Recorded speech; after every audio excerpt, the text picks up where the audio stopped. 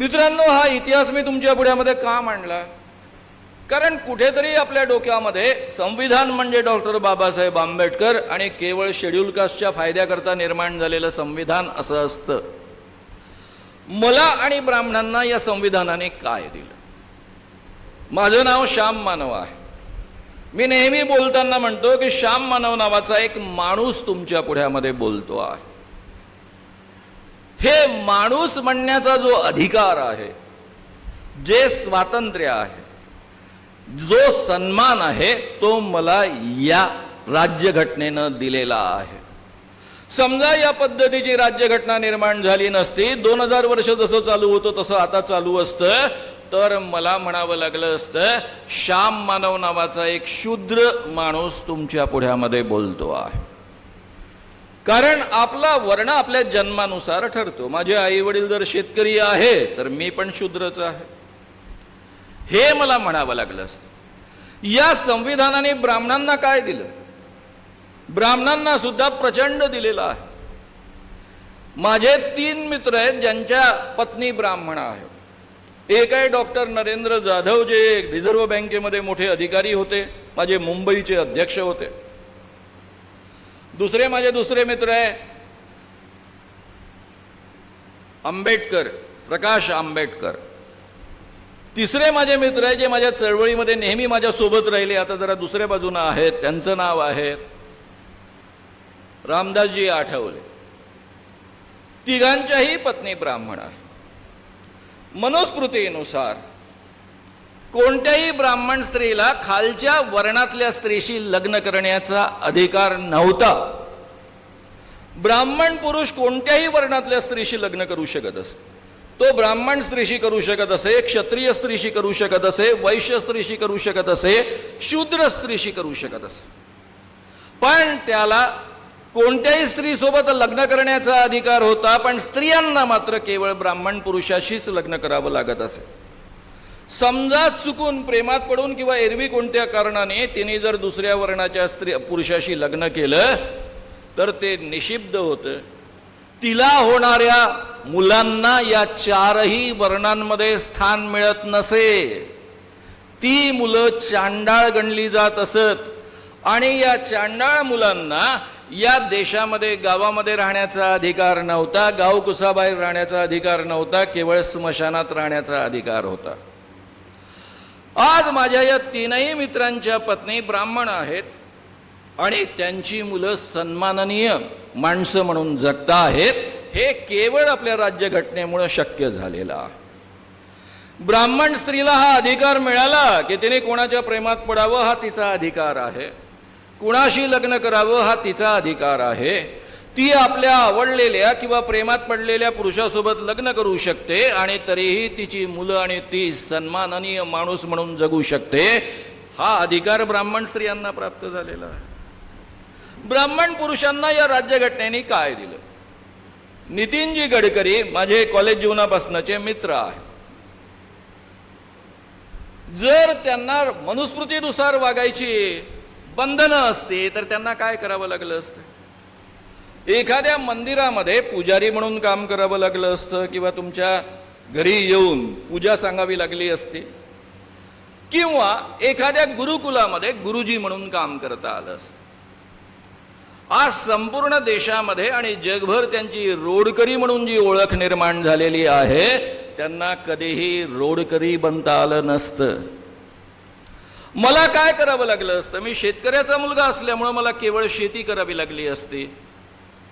मी कधीही कॉलेजमध्ये प्राध्यापक होऊन इंग्रजी शिकवू शकलो नसतो, पत्रकार बनू शकलो नसतो, त्यातल्या त्यात तरुण भारतासारख्या दैनिकामध्ये पत्रकार म्हणून काम करू शकलो नसतो.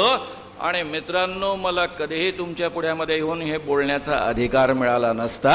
आपल्यापैकी प्रत्येकाला कोणत्याही जातीमध्ये तो जन्माला आलेला असेल, कोणत्याही वर्णामध्ये जन्माला आलेला असेल, कोणत्याही लिंगामध्ये जन्माला आलेला असेल, त्या प्रत्येक माणसाला या राज्यघटनेनं भरभरून दिलेला आहे. माझा नेहमी आग्रह असतो, मी स्वतःला हिंदू म्हणवतो, कारण मी हिंदू आहेच, मी माझा धर्म कधीच बदललेला नाही. आणि हिंदू परंपरेमध्ये वेगवेगळ्या विचारधारा राहिलेल्या आहेत. एकूण 10 विचारधारा आहेत. त्यांना दर्शन असं म्हटलं जातं. यापैकी 4 नास्तिक परंपरा आहे. पहिली परंपरा आहे चार्वाक, दुसरी लोकायत, तिसरी जैन, चौथी बौद्ध. या 4ही परंपरा देव मानत नाही आणि वेद मानत नाहीत. सांख्य परंपरा आहे जी वेद मानते पण देव मानत नाही, तिला आस्तिक परंपरा म्हटलं जातं. आणि ही सगळी माणसं भारतीय आहे, परंपरेनुसार ज्याला आपण तुम्ही हिंदू म्हणता त्या पद्धतीनं हिंदू आहे. त्यामुळे मीही हिंदू आहे. मी जर हिंदू आहे तर मी नेहमी आग्रह धरत असतो की प्रत्येक हिंदू माणसानं आपण काय होतो हे समजून घेण्यासाठी मनुस्मृती वाचली पाहिजे. केवळ हिंदूंनीच नव्हे तर या देशामधल्या मुस्लिमांनी, ख्रिश्चनांनी सुद्धा ती वाचली पाहिजे. मी फक्त 2-3 उदाहरणं घेणार कारण भाषणाच्या वेळेची मर्यादा असल्यामुळे. ब्राह्मणों की सेवा करना ही शूद्रों का मुख्य कर्म है. जे शूद्र ब्राह्मणाची सेवा करतात त्यांनाच मोक्ष प्राप्त होऊ शकतो, देवाची प्राप्ती होऊ शकते, इतरांच्या करण्याला काही अर्थ नाही. यदि शूद्र गर्व से ब्राह्मण पर थूक दे तो उसके ओठ काट दे, पेशाब कर दे तो लिंग कटवा दे, उसकी ओर अपान वायु निकाले तो गुदा कटवा दे. अपान वायूचा अर्थ होतो पादणे. मोदीजी नेहमी आपली 56 इंची छाती टोकून सांगत असतात, ये मोदीजी की गॅरंटी है. आपण असं म्हणणार का हो, ये मेरी गॅरंटी है, मैं कभी भी किसी के सामने कभी भी पादूंगा नहीं. पॉसिबल आहे का? आपल्या हातामध्ये आहे का? कंट्रोल आहे का आपला? तुम्ही नुसती कल्पना करून पहा की त्या काळामध्ये समोरनं एखादे ब्राह्मण येत आहेत, हा शूद्र माणूस त्यांच्या पुढे कुर्निसात करतोय किंवा नमस्कार करतो आहे आणि त्यावेळेस त्याचं सुटलं तर गुदा कापून टाकायचे. या पद्धतीच्या शिक्षा. एवढंच नव्हे तर ब्राह्मण की संपत्ती राजा द्वारा कभी भी नहीं ली जानी चाहिए. काही झालं तरी ब्राह्मणाची संपत्ती ताब्यात राजाने घ्यायची नाही. आणि पुढचा आदेश आहे, राजा बार बार यज्ञ करे धर्म के लिए. आणि यज्ञ केल्यानंतर काय करायचंय? ब्राह्मणों को स्पष्ट आदेश है, ब्राह्मणों को स्त्री, गृह, शय्या, वाहन आदि भोग साधक पदार्थ तथा धन दे.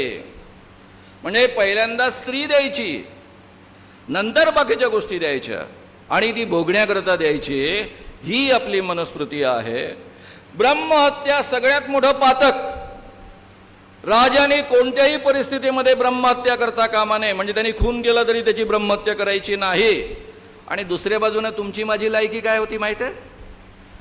शूद्र की हत्या कुत्ता, बिल्ली, मेंढक की हत्या के समान है. म्हणजे तुमची माझी हत्या, कुत्र्याची हत्या केली काय, मांजराची हत्या केली काय, बेडकाची हत्या केली काय, त्या समान आहे. ही या देशामधली 95% माणसांची, कारण कलियुगामध्ये सगळे जर शूद्र आहे तर 95% शूद्र आहे, त्यांची ही अवस्था आहे. आता मित्रांनो, माझा साधा प्रश्न तुमच्या पुढ्यामध्ये असा आहे. मी हे सगळं बोलत असताना कदाचित तुम्हाला असं वाटेल की मी फार ब्राह्मण द्वेष्टा आहे. मुळीच नाही. माझे सगळे गुरु चांगले गुरु ब्राह्मण आहे. मी विनोबांच्या आश्रमामध्ये वाढलेलो आहे. आचार्य दादा धर्माधिकारी हे सगळे जन्मानी ब्राह्मण असणाऱ्या माणसांची नावं मी घेतोय. त्यांनी माझी बौद्धिक पायाभरणी केलेली आहे. मला पत्रकारितेमध्ये ओढलं आणि पत्रकारिता शिकवली ते RSSचे बौद्धिक प्रमुख मागो वैद्य आणि दिबा घुमरे आहेत. एवढंच नव्हे तर माझ्या चळवळीचे 2 अध्यक्ष ब्राह्मण राहिलेले आहेत आणि कार्याध्यक्ष तर मरेपर्यंत ब्राह्मण राहिलेले आहेत.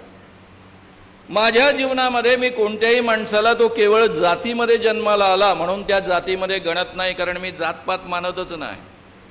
जेव्हा माझ्या लक्षात आलं की आपली आडनावं जाती प्रदर्शक असतात तेव्हा 19व्या वर्षी मी मानव नाव धारण केलंय आणि तेव्हापासून माणूस बनून जगण्याचा मी प्रयत्न करतो आहे. माझा जन्म माझ्या हातात नाही, तुमचा जन्म तुमच्या हातात नाही. त्याच पद्धतीनं ब्राह्मण जातीमध्ये जन्मलेल्या माणसाचा सुद्धा जन्म त्याच्या हातात नाही, म्हणून त्याला दोष देणं मूर्खपणा आहे. जो माणूस ब्राह्मण जातीमध्ये जन्माला येतो आणि सगळी माणसं समान आहे असं मानतो, मी इतर माणसांसारखाच माणूस आहे असं मानतो, तो ब्राह्मण नाही. जो माणूस ब्राह्मण जातीमध्ये जन्माला येत नाही, पण मी 96 कुळी आहे, मी अमुक आहे, मी तमुक आहे, मी इतरांपेक्षा श्रेष्ठ असं मानतोय, तो ब्राह्मणी मनोवृत्तीचा आहे, तो मनुवादी विचारसरणीचा आहे आणि म्हणून आपल्यासाठी आजच्या काळामध्ये तो त्याज्य आहे. या पद्धतीनं मी ही व्याख्या करत असतो. त्यामुळे कृपया हा अर्थ त्यातनं काढू नका. अलीकडच्या काळामध्ये काही माणसांचे स्टेटमेंट ऐकून मी घाबरून जातो. मोहन भागवत RSSचे प्रमुख यांनी 1922 मध्ये काढलेले उद्गार तुम्हाला सहजतेनं ते ऑनलाईन पाहायला मिळू शकतात. ते असं म्हणाले की आपली जी राज्यघटना आहे ती युरोपीय मूल्यांनुसार निर्माण झालेली आहे. ही राज्यघटना आपल्याला भारतीय मूल्यांनुसार निर्माण करायची आहे. हे RSSच्या प्रमुखांचे उद्गार आहेत. एखाद्या दुसऱ्या गोविल सारख्या खासदाराने किंवा आणखी कोणत्या तरी हेगडे नावाच्या खासदारांनी काढलेले फक्त उद्गार नाहीत, RSSच्या प्रमुखांचे उद्गार आहेत. ही जी तुम्हाला मला समता, बंधुता, न्याय आणि स्वातंत्र्य ही जी 4 मूल्य मिळाली ही युरोपीय मूल्य आहेत. भारतीय मूल्य हवी आहेत. कारण भारतीय मूल्य आहेत, ब्रह्म्याच्या मुखातनं ब्राह्मणांचा जन्म होतो, पायांमधनं शूद्रांचा जन्म होतो. समानता कशी असू शकेल, बंधुता कशी असू शकेल, स्वातंत्र्य कसं असू शकेल. स्त्रियांना कधीच स्वातंत्र्य या देशामध्ये नव्हतं. स्त्रीनं स्वातंत्र्य मरहती स्पष्ट आदेश होते. लहानपणी बापानं, तरुणपणी पतीनं आणि म्हातारपणी मुलानं पाळायची वस्तू आणि त्याच्या आज्ञेत राहायची गोष्ट. स्त्रियांना शिक्षणाचा अधिकार नव्हता. आमच्या सावित्रीबाई फुले ज्यावेळेस पुण्यामध्ये मुलींना शिकवायचा प्रयत्न करत त्यावेळेस काय घडायचं आठवा. या सावित्रीबाई घरून शाळेपर्यंत जायच्या. जाताना त्यांना कुलटा म्हटलं जायचं, वेश्या म्हटलं जायचं, त्यांच्या अंगावर घाण टाकली जायची. या बाई शांतपणे आपलं पातळ बदलवायच्या, दुसरं स्वच्छ पातळ घालायच्या, मुलींना शिकवायच्या. या पद्धतीनं स्वतः शिव्या खात खात, जेव्हा की ह्या अत्यंत श्रीमंताच्या पत्नी होत्या, त्यावेळेसची ज्योतिबा फुलेंची संपत्ती ही त्यावेळेसच्या टाटांइतकी संपत्ती होती असं म्हणतात. एवढ्या श्रीमंत असणाऱ्या माणसाची बायको रोज एवढ्या घाणेरड्या शिव्या खात खात काम करत गेले. म्हणून आज माझी 92 वर्षाची आई शिकलेली आहे. तुम्ही शिकलेल्या आहात. या मुली या ठिकाणी बसलेल्या आहेत. त्यामुळे मित्रांनो, या देशामध्ये ही क्रांतिकारक पावलं जी पुढच्या काळामध्ये उचलली गेलीत ती भारतीय मूल्य अव्हेरूनच उचलली गेलेली आहेत. हे आपण कधीही विसरता कामा नये. मग हे भारतीय मूल्य कोणतं ते त्यांनी वेगळ्या पद्धतीनं डिफाईन केलं नाही अजून. त्यांनी ते करावं म्हणजे आपलेही काही असेल गैरसमज तर दूर होतील. दुसरं मित्रांनो, आमचे लोक जेव्हा म्हणतात हमें हिंदू राष्ट्र लाना, मला एक प्रश्न पडतो की या देशामध्ये जर 80% हिंदू आहेत, या देशाचे सगळेच्या सगळे पंतप्रधान जे सगळ्यात ताकदवर पद आहे ते हिंदू राहिलेले आहेत. कारण शीखही जर हिंदू आहेत तर मनमोहन सिंगही हिंदूच आहेत. ज्या देशामध्ये 80% हिंदू आहे, लोकशाही असल्यामुळे हिंदूंचंच राज्य आहे, तिथे वेगळं हिंदू राष्ट्र का हवा आहे हा प्रश्न मला पडतो आणि त्याची मला भीती वाटते. का भीती वाटते? कारण शिवाजी राजांच्या सुराज्यामध्ये ज्या शिवाजी राजांनी कधी अस्पृश्यता पाळली नाही, सगळ्यांसोबत जेवण घेत असत, महाराजांना किल्लेदार बनवत असत, त्या शिवाजी राजांमधनं निर्माण झालेली पेशवाई, त्या पेशवाईचं वर्णन फुल्यांनी करून ठेवलेलं आहे. पुण्याच्या दगडी रस्त्यावरनं ज्यावेळेस एखाद्या शूद्र माणसाला चालावं लागत असे त्यावेळेस त्याला पायामध्ये चप्पल घालण्याचा अधिकार नसे. तो जर अतिशूद्र माणूस असेल तर त्याने रस्त्यामध्ये थुंकू नये म्हणून त्याला गळ्यामध्ये मडकं बांधायचं असे आणि मागे झाडू बांधावा लागत असे, कारण त्याचे पाय उमटल्यामुळे रस्ता अपवित्र होऊ नये म्हणून. ही जी स्थिती या देशामध्ये होती, नेहमीच अतिशूद्रांची संख्या 30 ते 40% राहिलेली आहे. त्यांना या पद्धतीनं या देशामध्ये वागवलं जात होतं. शिवाजीच्या सुराज्यामधनं निर्माण झालेल्या पेशवाईमध्ये आणि इंग्रजांच्या राज्यामध्ये. तर मित्रांनो, ही अवस्था पुन्हा निर्माण होणारच नाही याची काय गॅरंटी आहे? त्याचं कारण सांगतो मी. धीरेंद्र कृष्ण महाराज